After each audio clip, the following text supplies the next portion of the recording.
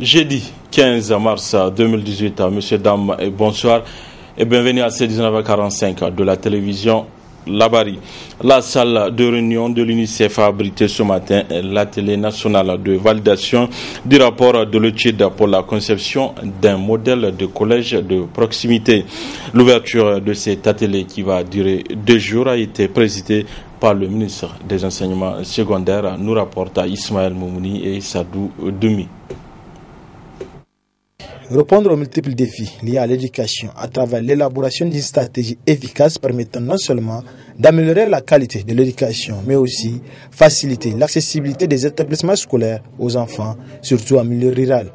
C'est l'objectif de cet atelier de validation de l'étude sur l'opérationnalisation d'un modèle de collège de proximité appuyé par l'UNICEF pour qui il est important de rapprocher au maximum les établissements scolaires du secondaire premier cycle que sont les collèges des populations.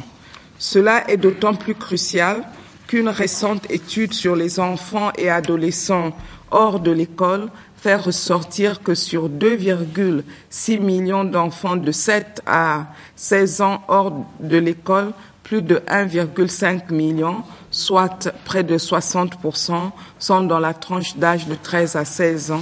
Ces adolescents auraient dû être au collège.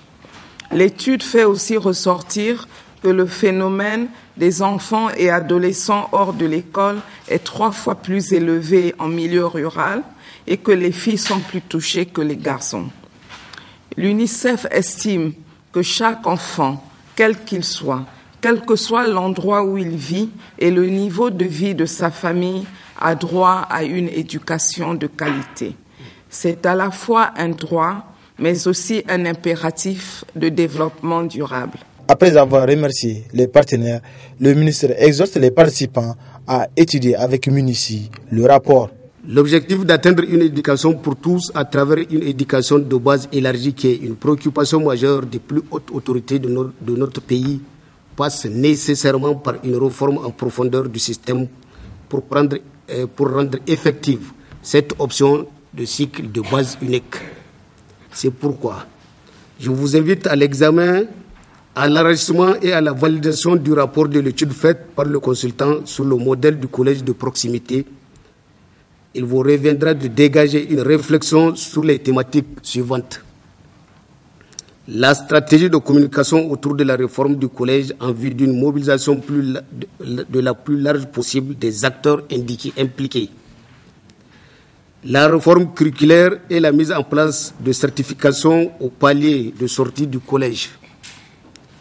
La normalisation des collèges ruraux existants sur les plans de leur construction, de leur équipement, de leurs ressources et de leur organisation pédagogique. Cet atelier qui va durer 2 jours s'inscrit dans une stratégie globale de gestion efficace et efficiente des flux, de réduction des disparités, notamment du genre, et l'amélioration de la qualité de l'éducation, surtout en milieu rural, dans un souci d'équité. Swiss IMF University of Niger, en collaboration avec le ministère des Affaires étrangères, a organisé ce matin dans l'auditorium Sani Bako une conférence débat à l'intention du personnel du ministère des Affaires étrangères. Elle a porté sur les réformes de l'Union africaine qui seront entreprises. Arrête Salah, Halidou Bourema. Dans le cadre de la formation de ces étudiants, Swiss IMF University of Niger a invité un éminent conférencier pour le renforcement des capacités de ces étudiants à travers des séminaires et autres conférences. Aussi, Swiss IMF a décidé de faire bénéficier au personnel du ministère des Affaires étrangères des expériences de ce conférencier Jean-Marie Ehouzou, observateur permanent à l'Union africaine, en organisant une conférence débat sur les réformes de l'Union africaine qui seront entreprises.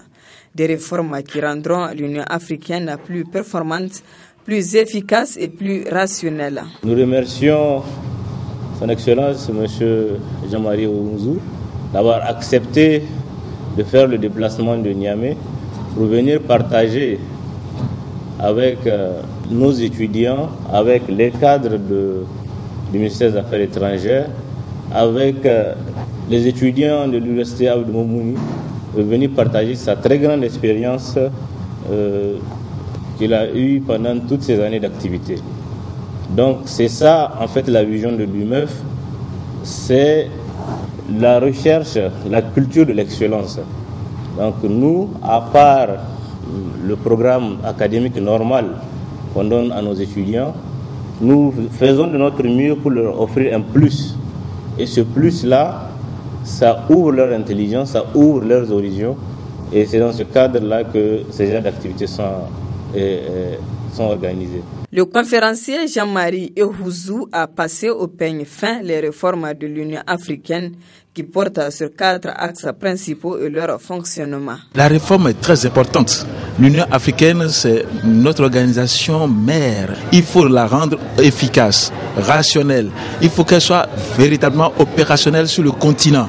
Et pour ce faire, après un certain nombre d'années, eh bien, il faut faire un audit, une évaluation. Et quand on fait une évaluation, il faut tirer les leçons. Lorsqu'on va faire l'audit, lorsque on va constater qu'il y a des défaillances quelque part, des failles quelque part, eh bien, il faut combler cela. Il faut remédier à cela. Et c'est ça, la réforme du président Kagame.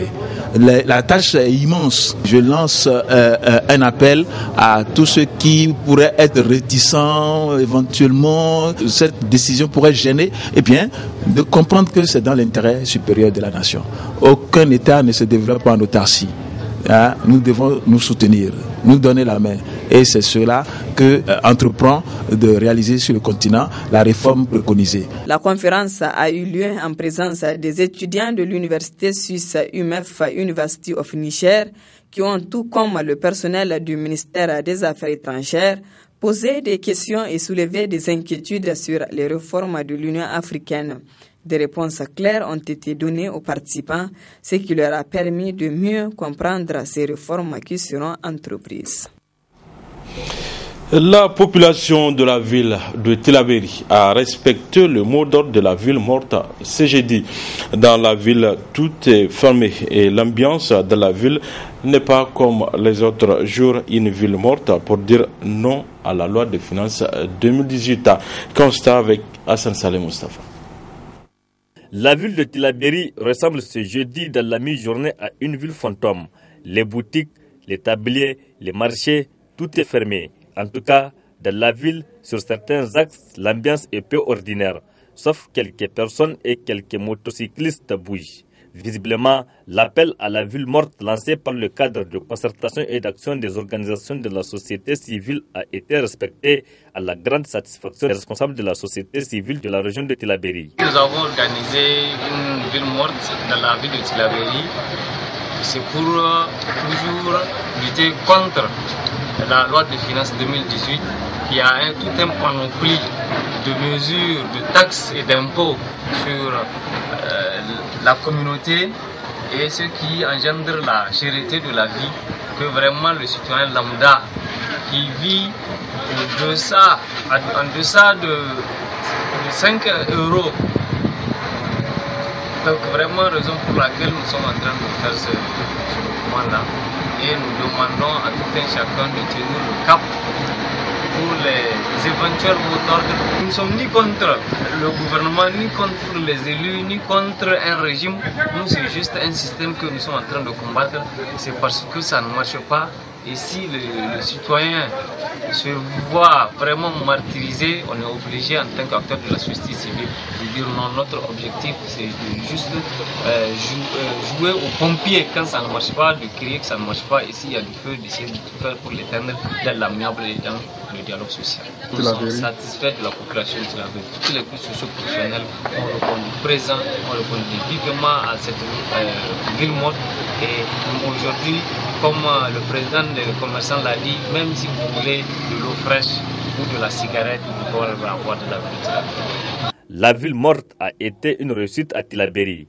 Une façon donc pour la population de la capitale de la région du fleuve d'exprimer une fois de plus son rejet de la loi de finances 2018.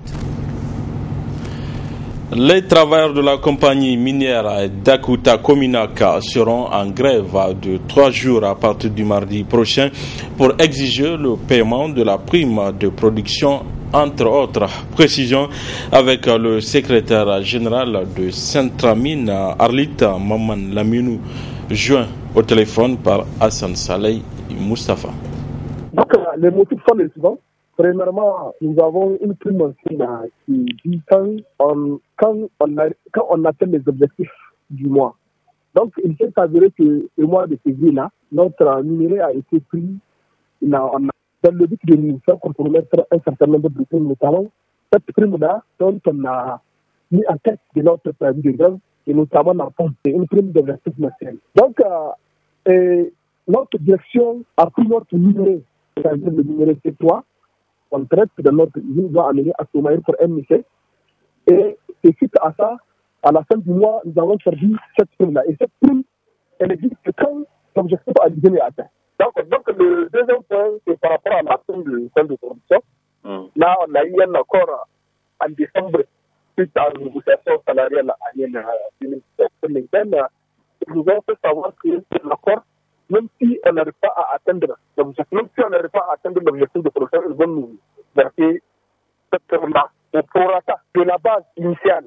Et 150 000, donc, en fonction de ce qu'on a fait, ils vont nous verser cette prime-là et que jusqu'à preuve du contraire, ils nous ont fait savoir que cette prime-là, elle n'est pas due et ils ne la verseront pas. Voilà les deux points sur lesquels nous avons déposé un préavis de grève. S'ils ne viennent pas discuter avec nous, la grève sera lancée à partir du lundi.